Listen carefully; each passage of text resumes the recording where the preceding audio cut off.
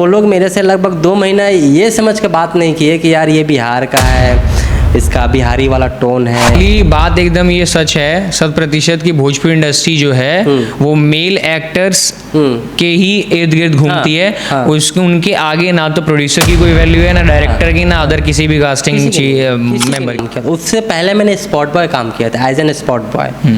Spot boy का काम क्या होता है कि जो लोग भी सेट पे होते हैं, जितने लोग भी यूनिट काम करती है, उनको चाय पिलाना, पानी पिलाना, उनको खाना नाश्ता, ये सब उनका देखभाल करना, ये एक स्पॉट बॉय का काम होता है। यहाँ पे किसी की जुबान की कोई कीमत नहीं है, कोई वैल्यू नहीं है, किसी को टाइम की रेस्पेक्ट नहीं है भोजपुरी इंडस्ट्री में। चाहे वो एक्टर हो, सिंगर हो, म्यूजिक डायरेक्टर हो, कोरियोग्राफर हो या वीडियो डायरेक्टर हो, जिनके पास पैसे नहीं है कि एल्बम्स बनाए या सीरीज़ बनाए या फिल्म बनाए या म्यूज़िक वीडियो बनाए, अच्छा म्यूज़िक वीडियो बनाए, तो हम सोचे कि यार जब अपने बिहार में, अपने पटना में या अपने भोजपुरी इंडस्ट्री में जब ऐसे टैलेंट है तो उनके लिए कुछ करना चाहिए।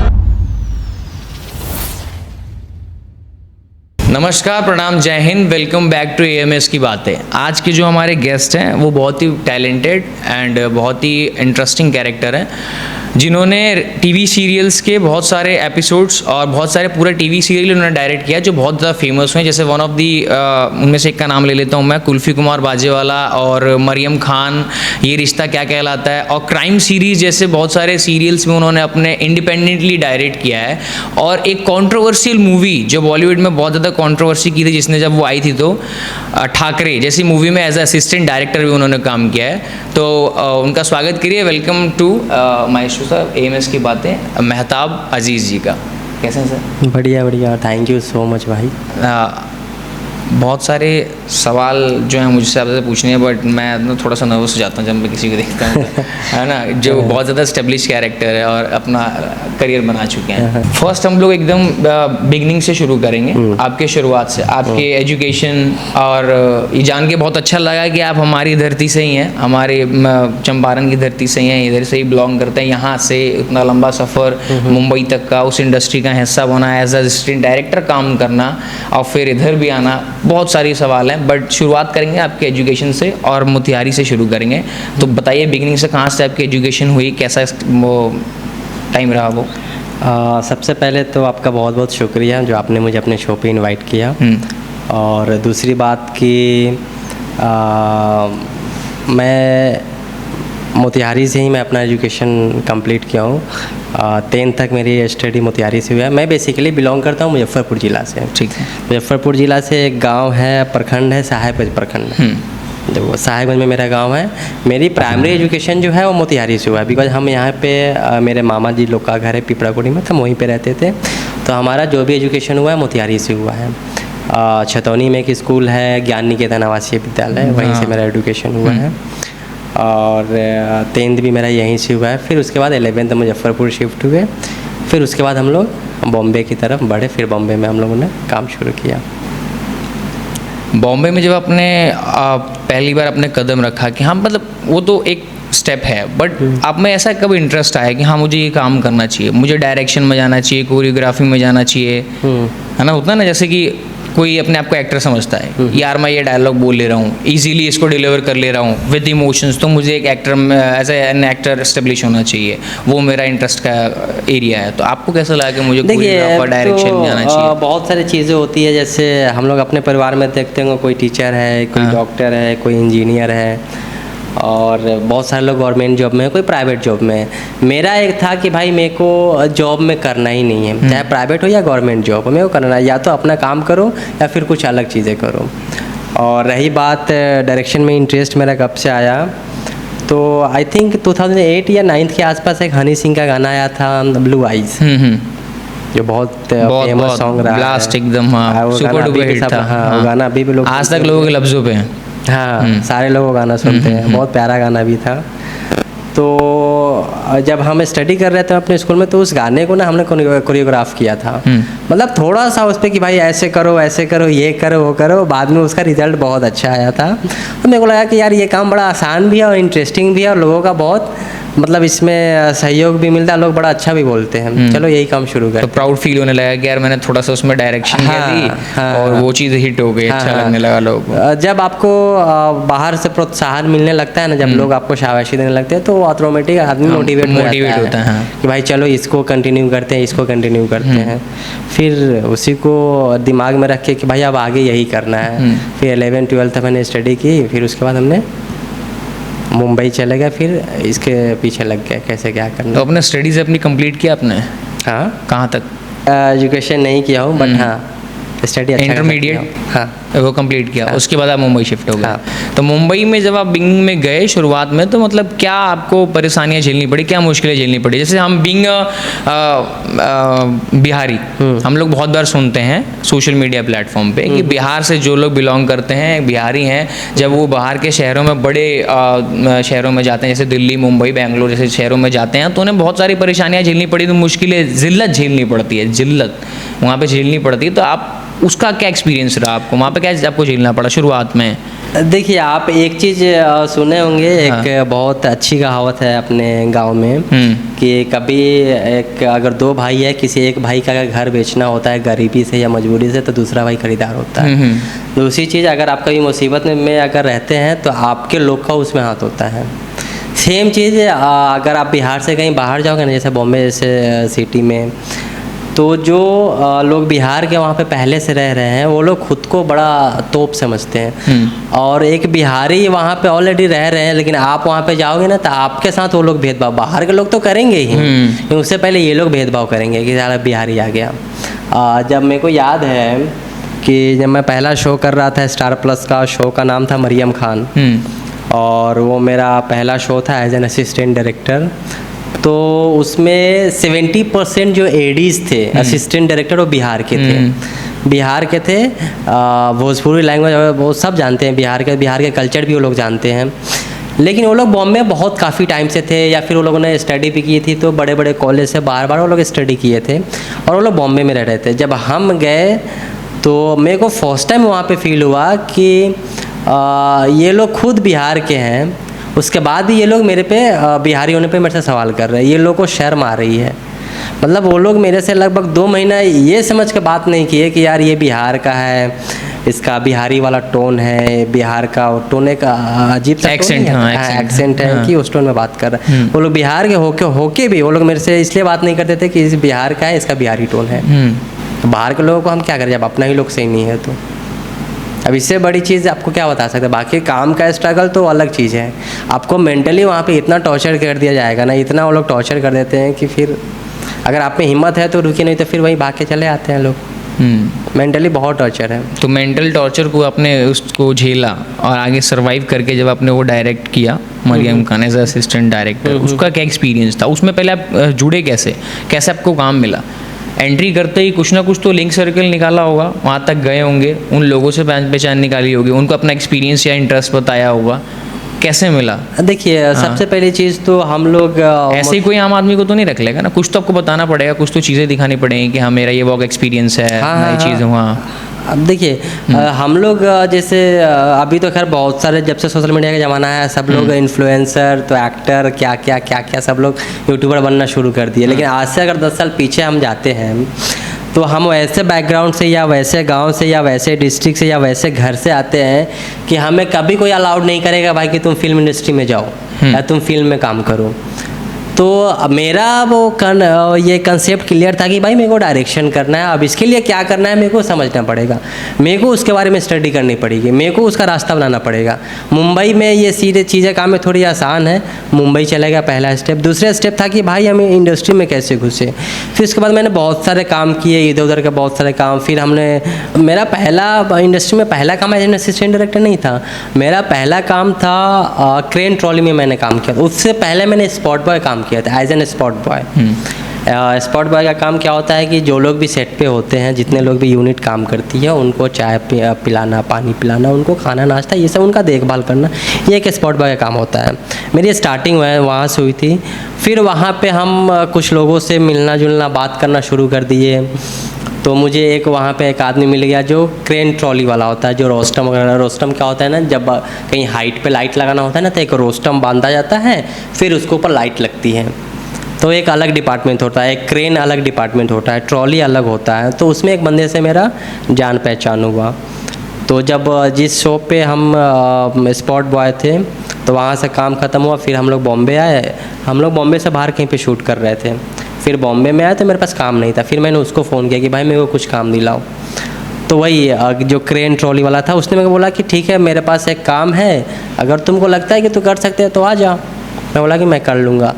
तो मेरे को याद है एक शो चल रहा था बॉम्बे में, एक जगह है नायगांव। नायगांव बॉम्बे से थोड़ा सा साइड में है, और शो का नाम था पृथ्वी बल्लभ। इसमें पुराने पुराने एक्टर लोग थे, किरण कुमार सर थे, आपको मुकेश ऋषि साहब थे, पुराने पुराने एक्टर लोग थे उसमें। तो उसमें मेरे को मिला था पहला क्रेन ट्रॉली में हम वहाँ पे ज्वाइन किए थे। फिर वहाँ पे काम किए। तो वहाँ के जो डायरेक्टर और असिस्टेंट डायरेक्टर थे वो भी बिहार के थे। वहाँ के डायरेक्टर थे, उनका नाम मैं भूल रहा हूँ। वहाँ पे एक एसोसिएट डायरेक्टर थे जिनका नाम था कुल्ला कंजन, दीपक चौहान, बिंदेश, ये लोग थे वहाँ पे। तो उनसे हमारी बातचीत हुई, और उस वक्त हम जस्ट अभी बिहार से गए थे, तो हम पढ़ने में बहुत इंटेलिजेंट थे, मेरा इंग्लिश बहुत स्ट्रॉन्ग था। तो उन लोगों से बात किए, इंग्लिश में बातचीत हुई। तो वो लोग बोले कि भाई तू इतना पढ़ा लिखा हो कि ये क्रेन ट्रॉली में क्या कर रहा है। बोला कि सर मेरे को काम करना है डायरेक्शन में, लेकिन मेरे को कौन जगह देगा, कैसे मैं जाऊँ। तो बोले कि ठीक है। फिर हमारा नंबर एक्सचेंज में बोला कि ठीक है, कभी कोई जगह खाली होगा तो हम बताएंगे। फिर उनके पीछे हम जो एसोसिएट डायरेक्टर थे कुल्ला जी, फिर उनका नंबर लेके उनको मैसेज पे बातचीत, मतलब एक कनेक्शन बना के रखे, ताकि कभी इनके पास कुछ ऐसा होगा, असिस्टेंट डायरेक्टर का वैकेंसी होगा, तो मुझे इनवाइट करेंगे या मुझे बुलाएंगे। लगभग 6-7 महीना, साल भर हम उनके आगे पीछे कॉल, मैसेज, हाय हेलो करते रहे। तो पहला शो था जो उनको इंडिपेंडेंट मिला था, शो का नाम था मरियम खान, स्टार प्लस का प्रोडक्शन हाउस था, समरसॉल्ट प्रोडक्शन। तो उसमें वो डायरेक्टर थे कुल्ला सर। तो उनका एक असिस्टेंट डायरेक्टर किसी छुट्टी पे जा रहा था या कहीं जा रहा था, तो मुझे फ़ोन किया कि आ जाओ। तो मेरे को पहला break as an assistant director वहीं से मिला था। शो का नाम था मरियम खान रिपोर्टिंग लाइव। तो पहला मेरा वहीं से जर्नी शुरू हुआ। मतलब एज इट इज़, जैसे बाकी इंडस्ट्री के लोग जो हैं, जो स्ट्रगलिंग कर रहे हैं, उन लोग का जो कॉन्सेप्ट होता है वो स्टोरी होती है, उसी के हिसाब से as it is same story आपकी है कि पहले आपने डायरेक्ट इंडस्ट्री का हिस्सा बना नहीं, आप पहले छोटी चीज़ों से शुरू किया आपने। हाँ। आम आदमी को जैसे काम की तलाश में किसी शहर में जाता है और उसको काम नहीं मिलता, तो वो इन्हीं सब चीज़ों में छोटी मोटी चीज़ें करता है अपना मतलब जीवन यापन करने के लिए। कोई स्पॉट बॉय की नौकरी कर ली, जो आपने बताया वो सब करी, उसी के ज़रिए आपका लिंक सर्कल बना, लोगों से कनेक्ट हुए, आपने लोगों को बताया कि मुझे इस चीज़ में इंटरेस्ट है, उन लोगों ने आपको कनेक्ट किया, तो फिर आप धीरे धीरे उस चीज़ में चले गए। ये एक पैटर्न है, नॉमिनल पैटर्न। मेरे को आज भी एक चीज़ याद है कि जो मेरा पहला काम किए थे स्पॉट बॉय, उसमें एक डीओपी थे, उनका नाम विशाल चौहान था। बड़े अच्छे डीओपी थे। तो उस प्रोजेक्ट में हम असिस्टेंट डायरेक्टर थे, और हम लोग मुंबई से बाहर शूट कर रहे थे, खंडाला साइड में। खंडाला एक बहुत अच्छा जगह, उधर हम लोग शूट कर रहे थे। तो मेरे को याद है कि हम सुबह में सब लोग सो रहे थे, तो हम जाकर उनका गेट नॉक करके उनको चाय देते थे। ठंडी का मौसम है तो गर्म पानी ले आकर देते थे कि उठिए नहा लीजिए, सेट पे आइए। ये हम चीज़ करते थे। फिर सेम डीओपी के साथ उसके 3 साल बाद मैंने सेम प्रोजेक्ट, एक प्रोजेक्ट और किए थे उसी डीओपी के साथ, जिसमें वो डीओपी थे, हम डायरेक्टर थे। हाँ। और वो प्रोजेक्ट था बिहार का जो ब्रांड है आदित्य विजन, उसका ऐड शूट कर रहे थे हम बॉम्बे के एसजी स्टूडियो में। वो डीओपी थे और हम डायरेक्टर थे।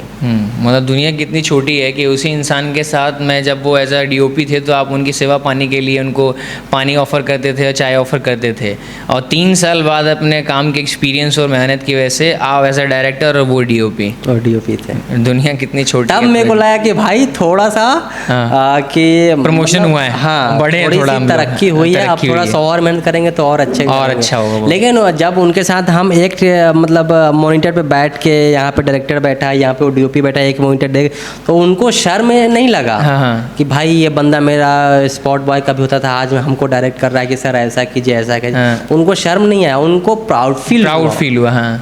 कि भाई जिस बंदे को हम 2 साल 3 साल पहले देखे थे कि ये चाय पानी पिला रहा था, आज वो बंदा मेरे साथ चेयर पे बैठ कर मुझे डायरेक्ट कर रहा है। डायरेक्ट कर रहा है, कितनी बड़ी बात है। उनको वो अभी भी मेरे कांटेक्ट में है। वो भी मेरे को बहुत सपोर्ट किए हैं। Vishal sir, I love you sir. और जैसे आपने जो प्रोजेक्ट्स किए हुए हैं बॉम्बे में बहुत सारे, तो उनमें से कुछ फेमस और बड़े, जैसे मरियम खान तो आपने बता दिया कि यहाँ से आपकी बिगनिंग थी, इसके अलावा और कौन कौन से बड़े प्रोजेक्ट्स आपने किए? जैसे मैंने आपको इंट्रो में बताया अपनी ऑडियंस को कि हाँ आपने क्या क्या डायरेक्ट किया है, as assistant director, as a independent director, as a movie assistant director, तो उन सब चीज़ों का अपने तरीके से अपने वर्ड्स में एक्सप्लेन करिए कि और क्या बड़े बड़े प्रोजेक्ट्स हम टीवी शोज़ किए हैं। एक बहुत फेमस टीवी, मरियम खान के जस्ट बाद मुझे एक शो मिला था, स्टार प्लस का शो था कुल्फी कुमार बाजे वाला। बहुत सुपर डुपर हिट शो था, बहुत हाई टीआरपी था, स्टार प्लस का शो था। फिर हमने काफ़ी टाइम में एक शो आप लोग जानते भी होंगे, ये रिश्ता क्या कहलाता है, स्टार प्लस का, वो तो बहुत फेमस था। हाँ, मैंने लोगों की ज़बान पे, हाँ उस पर मैंने एज एन असिस्टेंट डायरेक्टर काम किया है। बहुत सारा शो में, सलीम अनारकली बहुत बड़ी शो रही है, वो मैंने किया है। मेरी गुड़िया, वो भी अच्छा शो रहा है। दूसरी माँ, वो भी अच्छा शो था। मैंने बहुत शोज़ किए हैं।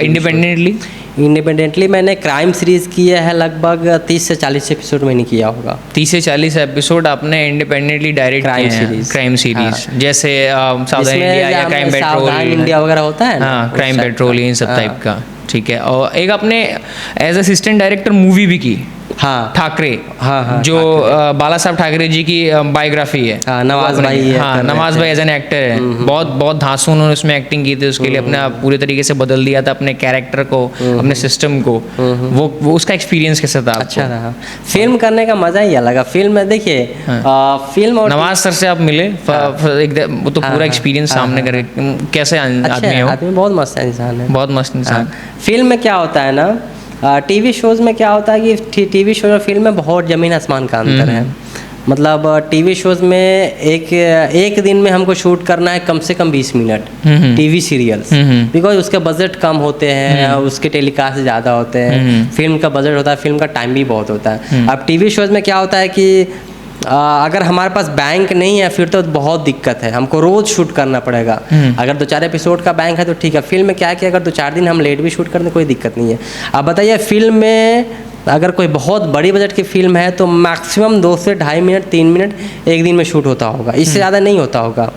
और टीवी शोज़ का शूट होता है 20 मिनट, कहाँ 20 मिनट कहाँ 2 मिनट, दोनों क्वालिटी में बहुत अंतर, बहुत अंतर होता है। उसमें एक चीज़, फिल्म में एक चीज़ पहले से प्री प्लान होता है। 10% का फर्क हो गया पूरा, 100 आउट ऑफ 10 का। 2 मिनट हो रहा है, वहाँ 20 मिनट्स हो रहे हैं। हाँ, तो उसका क्वालिटी बहुत अलग होता है। एक चीज़ पे वहाँ पे काम किया जाता है, स्क्रिप्ट पे, ड्रेस पे, सेटअप पे, एक्टर पे, सब चीज़ पे, लाइटिंग्स पे, लोकेशन पे, सब चीज़ पे काम किया जाता है।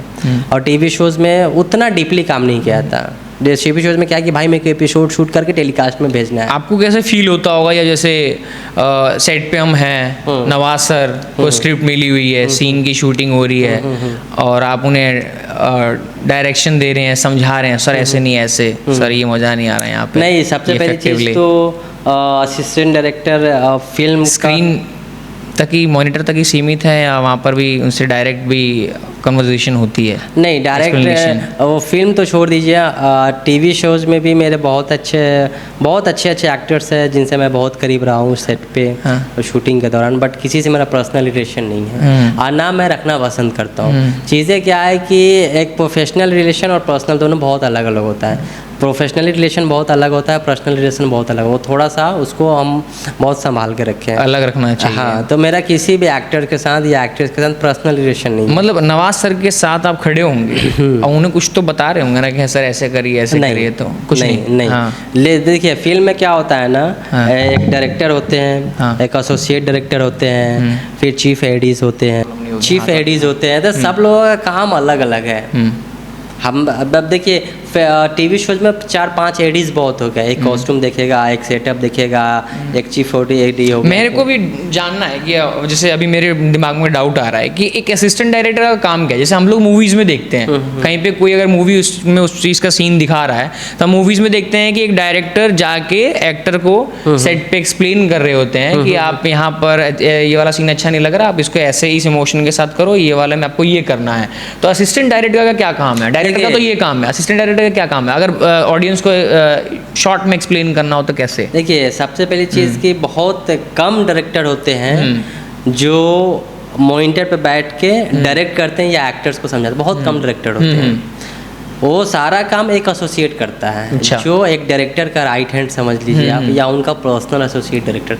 एसोसिएट को समझिए कि वो मतलब एसोसिएट और असिस्टेंट डायरेक्टर एक ही है क्या? नहीं, अलग अलग है। एसोसिएट क्या होता है? असिस्टेंट डायरेक्टर और एसोसिएट में अंतर क्या है? डायरेक्टर के बाद जो असिस्टेंट होता है उसको एसोसिएट डायरेक्टर बोलते हैं। ठीक है। जो समझिए वो आधा डायरेक्टर होता है। या डायरेक्टर का जो भी मैसेज है वो एसोसिएट के पास आएगा, या जो बाहर के लोग हैं वो जो भी मैसेज देगा एसोसिएट को देगा कि भाई तुम डायरेक्टर सर तक पहुंचा दो, या डायरेक्टर सर को कुछ बोलना हो तो वो एसोसिएट को बोलेंगे कि भाई तुम टीम तक पहुंचा दो। डायरेक्टर और बाकी टीम के लोगों का कन्वर्सेशन इतना इजीली नहीं होता है। तो एक होता है जैसे एसोसिएट डायरेक्टर, जो समझिए आधा डायरेक्टर था, वो मैसेज इधर देते हैं या फिर टीम का मैसेज सर को देते हैं। असिस्टेंट डायरेक्टर क्या होता है? जैसे हम कोई शूट करते हैं तो हमारा एक लंबा चौड़ा 8-10 लोगों का टीम होता है। जैसे कोई ड्रेस देखेगा, कोई असिस्टेंट डायरेक्टर ड्रेस देखेगा, कोई स्क्रिप्ट देखेगा, कोई उनका मेकअप देखेगा, कोई सेटअप देखेगा, क्या सेटअप है, क्या रिक्वायरमेंट है, क्या लग रहा है। कोई उनका कंटिन्यूटी देखेगा कि एक्ट्रेस का ईयरिंग है कि नहीं, लिपस्टिक था कि नहीं, सिंदूर था कि नहीं, घड़ी था कि नहीं। ये असिस्टेंट डायरेक्टर का काम है। ये सारा असिस्टेंट डायरेक्टर। एसोसिएट डायरेक्टर जो है वो मेन डायरेक्टर से कनेक्ट कर रहा है। हाँ। जब सब चीज़ हम असिस्टेंट डायरेक्टर हैं, आप हैं, एक ग्रुप है असिस्टेंट डायरेक्टर, 5-7 लड़के असिस्टेंट डायरेक्टर एक एक्टर को रेडी कर दिए, कपड़े से रेडी कर दिए, मेकअप से रेडी कर दिए, कौन सा सीन कर रहे हैं उनको आके बता दिए, एकदम प्रॉपर रेडी कर दिए। फिर कहाँ पे अब लोकेशन क्या है, शूटिंग क्या, हम सेटअप पूरा रेडी करके एक्टर्स को ले आके हम एसोसिएट डायरेक्टर को सौंप दिए, दे दिए। अब एसोसिएट डायरेक्टर क्या करेंगे? उनको सीन समझाएंगे। ठीक है, उनको सीन समझा के जाएंगे, उनको रिहर्सल कराएंगे, सीन समझाएंगे, हमारे डायरेक्टर सर बैठे रहेंगे। फिर एसोसिएट डायरेक्टर सीन समझा के आएंगे, फिर वो रिहर्सल करेंगे, फिर टेक होगा। डायरेक्टर सर यहाँ पे बैठ के एसोसिएट डायरेक्टर को गाइड करते रहते हैं कि ऐसे नहीं, ऐसे ऐसे नहीं, ऐसे ऐसे नहीं, ऐसे। डायरेक्ट जो डायरेक्टर सर होते हैं वो असिस्टेंट डायरेक्टर से बहुत कम बात करते हैं, या डायरेक्ट एक्टर से बहुत कम बात करते हैं। वो एसोसिएट डायरेक्टर के थ्रू ही जाते हैं। तो ठाकरे मूवी में आपने एज असिस्टेंट डायरेक्टर वर्क किया था या associate director? Assistant director. Assistant director. इसका मतलब डायरेक्ट आप एक्टर से कनेक्ट नहीं थे? नहीं, ना डायरेक्टर साहब से कनेक्ट थे। वो तो एसोसिएट डायरेक्टर का रीजन था। मतलब ऐसा नहीं कि हम लोग बाहर रहते हैं, बट एक जो होता है ना कि मतलब एक हायरार्की होती है, डिफरेंस होता है कि आपका ये काम है तो इस बाउंड्री में रहना है, इस दायरे में रहना है आपको। अब ऐसा नहीं कि अगर हमको कुछ पूछना है तो हम नहीं पूछ सकते, बेसिकली। लेकिन वो एक एथिकेट से, एक मैनर बोलता है कि भाई जब तुम्हारा सीनियर ऑलरेडी तुमसे ऊपर है तो पहले तुम उनके पास जाओ ना। सीधे तुम मतलब सुप्रीम कोर्ट क्यों जा रहे हो? सुप्रीम कोर्ट क्यों जा रहे हो? हाँ, पहले हमारे सीनियर है, हम उनसे अपना क्वेरीज रखेंगे। वो सॉल्यूशन नहीं देंगे तब मैं उनसे ऊपर जाऊंगा। जब मेरे को जब सारी चीजें यहाँ पे मिल जाएगा तो फिर हम क्यों जाएंगे उसके पास? हाँ, बिल्कुल। तो ये एक मैनर होता है, एक एथिकेट्स होता है कि इस चीज को फॉलो करके हम जाए। ये चाहिए। वैसा नहीं है कि हम लोग को डायरेक्टर हमसे बात नहीं करता है, या डायरेक्टर हम लोग के साथ नहीं बैठते हैं। जब हम लोग स्क्रिप्ट रीडिंग करते हैं सब लोग बैठते हैं, साथ में बैठते हैं, खाते पीते सब करते हैं। आप जैसे बॉलीवुड इंडस्ट्री में का हिस्सा इतने लंबे टाइम तक बनकर अब आप थोड़ा सा पिछले 2 सालों से 1 सालों से आप भोजपुरी इंडस्ट्री में भी अपने पैर पसार रहे हैं। उसमें भी आपने अपना इंटरेस्ट दिखाया है, उसमें अपना एज अ प्रोडक्शन मैनेजर या एज अ प्रोड्यूसर आप काम कर रहे हैं। उसका क्या एक्सपीरियंस रहा है? क्यों, मतलब एक हायर लेवल से एक थोड़ा सा मिडिल लेवल तक क्यों? बात मिडिल लेवल की नहीं है। एक तो हम लोग बिहार के हैं, ठीक है, कन कन में भोजपुरी है, अपनी जमीन से प्यार है, अपनी भूमि से प्रेम है, इसलिए वापस लौट रहे हैं। अरे वापस लौटे नहीं है, हम सोचे कि भाई वहाँ पे ऑलरेडी बहुत सारे लोग स्ट्रगल कर रहे हैं, शायद मेरे वजह से कुछ उनका भला हो जाए। जैसे बहुत सारे इन्फ्लुएंसर लोग थे जो इंस्टाग्राम पे रील बना रहे हैं, अच्छे डांस कर रहे हैं, अच्छे कॉमेडी कर रहे हैं। तो मेरा एक था कि भाई चलो इनको डांस अच्छी आती है, लेकिन इनको एक प्लेटफॉर्म पे लाया जाए, इनके लिए कुछ किया जाए। सपोज जब बहुत सारे ऐसे लोग हैं जिनके पास पैसे नहीं है कि एल्बम्स बनाए, या सीरीज बनाए, या फिल्म बनाए, या म्यूजिक वीडियो बनाए, अच्छा म्यूजिक वीडियो बनाए, तो हम सोचे कि यार जब अपने बिहार में, अपने पटना में या अपने भोजपुरी इंडस्ट्री में जब ऐसे टैलेंट है तो उनके लिए कुछ करना चाहिए। ये सोच के हम भोजपुरी इंडस्ट्री में आए थे। एक कंपनी हमने बनाया था जिसका नाम था बिहार फिल्म कंपनी। और हम सोचे थे कि यहाँ के जो नए लोग हैं, जो इन्फ्लुएंसर या जो डांसर्स हैं, उनके साथ हम मिलकर उनको एक प्लेटफॉर्म देंगे ताकि वो आगे कुछ कर पाए। कि मतलब सिर्फ ये रील तक या फिर एक इन्फ्लुएंसर तक वो लोग सीमित न रहे। उनको एक प्लेटफॉर्म देंगे, वो म्यूजिक, उनको पैसा हम इन्वेस्ट करेंगे, वो लोग आए, काम करें, अपना गाना बनाए, मार्केट में नाम करे, अच्छा काम करे। तो मेरा ये था कि चलो भाई कंपनी डालते हैं, एक म्यूज़िक चैनल शुरू करते हैं, फिर वहाँ पे नए लोगों के साथ हम काम करते हैं। ये सोच के हम आए थे। लेकिन यहाँ का जब आने के बाद मेरे को मालूम चला कि भाई ये इंडस्ट्री उस लायक है ही नहीं। आपने मतलब भोजपुरी इंडस्ट्री में जो अपनी एंट्री ली, तो आपने एज अ प्रोड्यूसर ही क्यों लिया? जब आप डायरेक्शन की फील्ड से आए, आपने as assistant director, associate director, independent director Bollywood industry में काम किया। उधर से जब आप स्विच करके या उसका भी साथ साथ में आपने भोजपुरी इंडस्ट्री में एंट्री लेने का कोशिश किया, तो इसमें अपने डायरेक्शन की फील्ड में क्यों नहीं गए?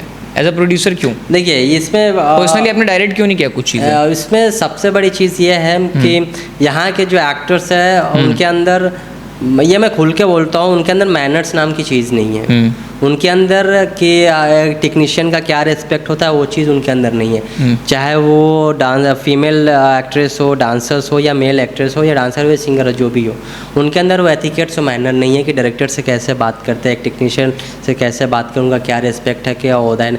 मैं अपने आँखों से देखा हूँ एक वीडियो मैं कुछ दिन पहले कि भोजपुरी इंडस्ट्री के बहुत बड़े डायरेक्टर हैं, बहुत बड़े अच्छे खासे डायरेक्टर हैं, और एक सुपरस्टार है अपने भोजपुरी इंडस्ट्री के, उनके फिल्म्स वो डायरेक्ट किए हैं। मैं उनको देखा हूँ एक दिन, एक वीडियो में मैंने उनको देखा था कि वो डायरेक्टर जाके उस एक्टर का गेट खोल रहा है, उनको बैठा रहा है। वैनिटी वैन में? नहीं, पर्सनल गाड़ी में उनके। अच्छा, ये तो आप वहीं से आप अपना ओहदा गिरा दिए ना डायरेक्टर का। फिर वो क्या इज्जत करेंगे आपका? कोई एक्टर क्या इज्जत करे? आप डायरेक्टर, आप अगर आज हम उनके लिए गेट खोल रहे हैं, कल उनके साथ हम शूट कर रहे हैं, उनको आपको हिम्मत नहीं हो कि उनको आप थोड़ा सा बोल्ड साउंड में बोल दे, या एक दो से चार बार आप कोई टेक ज़्यादा करा दीजिए, तो आप अपना वैल्यू तो गिरा लिया होगा, आपका वैल्यू ही नहीं करेगा कोई भी एक्टर हो। आप एक्टर अपनी जगह है, हम डायरेक्टर अपनी जगह, हम चलिए बाहर बैठ कर पार्टी करेंगे, दारू पियेंगे, नाचेंगे, घूमेंगे, मस्ती करेंगे, वो अलग चीज़ है, अलग चीज़ है। हाँ, लेकिन ये सारी चीज़ें करने के बाद जब सेट पे आते हैं तो एक वो डिस्टेंस मेंटेन होना चाहिए कि भाई आपकी दुनिया अलग है टेक्नीशियन की, मेरी दुनिया अलग है इंटरटेनमेंट की। हम उस चीज़ को मेंटेन करेंगे तभी हम एक अच्छा प्रोजेक्ट बना पाएंगे। अब एक डायरेक्टर या एक डायरेक्टर अगर एक्टिंग करने लगे तो फिर वो एक्टर क्या करेगा? अगर एक एक्टर हमको डायरेक्शन अगर सिखाने लगे कि ऐसा नहीं, ऐसा कीजिए, ऐसा, तब फिर मेरा कोई वजूद नहीं है ना। फिर मेरे को क्यों रखे हो भाई? मेरे को फिर तुमको रखने का कोई मतलब नहीं है, मेरे को भेज दो, कर लो तुम खुद ही। तो यहाँ पे वो चीज़ है ही नहीं कि क्या एक डिस्टेंस होना चाहिए, एक रिस्पेक्ट जो होना चाहिए टेक्नीशियन का और एक्टर्स का, वो नहीं है भोजपुरी इंडस्ट्री में। इसलिए मैंने कोई भी प्रोजेक्ट मैंने खुद से डायरेक्ट नहीं किया है, मैंने लिया है और किसी डायरेक्टर को दे दिया कि भाई आप कर दीजिए। तो मैं भी कर सकता हूँ, मैंने नहीं किया तो भाई मेरे को पता है कि मैं किसी यहाँ के जो एक्टर्स है, यूट्यूबर या सिंगर है, मैं उनकी बातें नहीं सुन सकता हूँ। मैं सुनूंगा, उनको सही लगेगा नहीं, फिर मेरा प्रोजेक्ट बनेगा नहीं, वो ख़राब हो जाएगा। लेकिन मेरे को इन लोगों का आदत पता है, भोजपुरी में जो काम करते हैं एक्टर्स या सिंगर, मेरे को उनकी आदत और उनकी जो लक्षण है मेरे को पता है, तो वो चीज़ें मेरे से नहीं। मतलब जो हम लोग अक्सर सोशल मीडिया पे सुनते हैं, जो एक्सपीरियंस्ड एक्टर्स हैं और इस इंडस्ट्री का हिस्सा जो लोग हमेशा ये बात बोलते हैं कि भोजपुरी इंडस्ट्री है जो वो मस्कुलाइन जेंडर के आसपास ही घूमती है। मतलब ज़्यादातर जो मेन लीड एक्टर्स हैं उन लोगों की ही चलती है, बाकी दूसरे किसी की कोई वैल्यू नहीं है, चाहे वो डायरेक्टर हो, प्रोड्यूसर हो या कुछ भी हो। कैसे वैल्यू है? कोई आपको कोई एक्टर क्यों वैल्यू देगा? आप डायरेक्टर है, आप जाके एक्टर का दरवाजा खोलिएगा, आप एक्टर के लिए पानी लेके आइएगा, कौन एक्टर आपका वैल्यू करेगा? बिल्कुल नहीं। कोई हायरार्की, एक डिफरेंस होना चाहिए दोनों में। डिफरेंस होना चाहिए ना भाई, आप उस चीज़ को मेंटेन करो, या नहीं फिर आप उसके साथ दोस्ती करो जो एक्टर या जो सिंगर आपकी पोस्ट की, आपके ओहदा, आपके जो पोस्ट, आपकी जो ओहदा है उसकी इज्जत करता हो। मैंने भी बहुत मित्र है जिनके साथ मैं बहुत दोस्ती यारी बट वो तो सेट से बाहर होनी चाहिए ना, प्रोफेशनल और पर्सनल लाइफ एक साथ नहीं कनेक्ट कर सकते। हाँ। कि अगर मैं आप ये चीज़ें आप मेरे कंधे पे, आप एक्टर हैं मैं डायरेक्टर, आप मेरे कंधे पे हाथ रख के घूमिए, कोई दिक्कत नहीं। आप मेरे साथ मस्ती मजाक कीजिए, कोई दिक्कत नहीं। लेकिन उस चीज़ को आप सेट पे लेके मत आइए ना, आप उस चीज़ का हैबिचुएट हो जाते हैं, आप सेट पे लेके चले आते हैं। बिल्कुल वो चीज़ आप सेट पे मत लाइए ना, सेट पे वो चीज़ डिस्टेंस बनाइए ना, एटिकेट्स मेंटेन कीजिए ना भाई, कि चलो भाई ये टेक्नीशियन है, ये डायरेक्टर है, ये साउंड वाले हैं, ये कैमरा वाले हैं, ये एक्टर है, ये कोरियोग्राफर, सबके साथ एक अलग रिलेशन। मतलब मेनली बात एकदम ये सच है, 100% की भोजपुरी इंडस्ट्री जो है वो मेल एक्टर्स के ही इर्द गिर्द घूमती है। उसके उनके आगे ना तो प्रोड्यूसर की कोई वैल्यू है, ना डायरेक्टर की, ना अदर किसी भी कास्टिंग मेंबर की। किसी की नहीं है, किसी, चाहे वो बड़े सुपरस्टार हो या फिर अभी जो एल्बम्स और म्यूजिक वीडियो चलता है उसके सिंगर, चाहे न्यू कमर्स हो, कोई वैल्यू नहीं है। आपको इसके अलावा जो ये हायरार्की और डिसरिस्पेक्टफुल बिहेव करने का लोगों का, या एज अ डायरेक्टर के साथ में किसी एक्टर का बिहेव करना, इसके अलावा छोड़ के आपको किन मुश्किलों का सामना करना पड़ा जब आप इस इंडस्ट्री का हिस्सा बने? यहाँ पे कोई टाइम में यहाँ पे किसी की जुबान की कोई कीमत नहीं है, कोई वैल्यू नहीं है, किसी को टाइम की रेस्पेक्ट नहीं है भोजपुरी इंडस्ट्री में। चाहे वो एक्टर हो, सिंगर हो, म्यूजिक डायरेक्टर हो, कोरियोग्राफर हो या वीडियो डायरेक्टर हो, किसी को टाइम का इम्पोर्टेंस नहीं है। तब भी वही बेहुदागिरी करके और उसके ऊपर पूरी मूवी बन जाती है कि मेरा ये स्टाइल है, ये मेरा लाइफ स्टाइल है। क्या कीजिएगा, क्या कीजिए। और पब्लिक इतनी पागल है कि उसे देख के इन्फ्लुएंस भी हो रही है, हाँ, कि हाँ वो बंदा, वो एक्टर 12 बजे उठता है और 12 बजे उठने के बाद 3 बजे सेट पे जाता है, जबकि डायरेक्टर और प्रोड्यूसर और सारी की सारी टीम ऑलरेडी वहाँ पर 10 बजे पहुंच चुकी है। वो सो के उठा 11 बजे, 3 बजे सेट पे गया, 1 घंटे में शूट करके वापस भी आ गया अपनी मर्जी से, बताइए। और उस पर इसकी पूरी लाइफस्टाइल पे पूरी मूवी बन गई है, और वो मूवी भी अच्छी खासी चल रही है। कितनी कॉन्ट्रास्टिंग बात है अब ये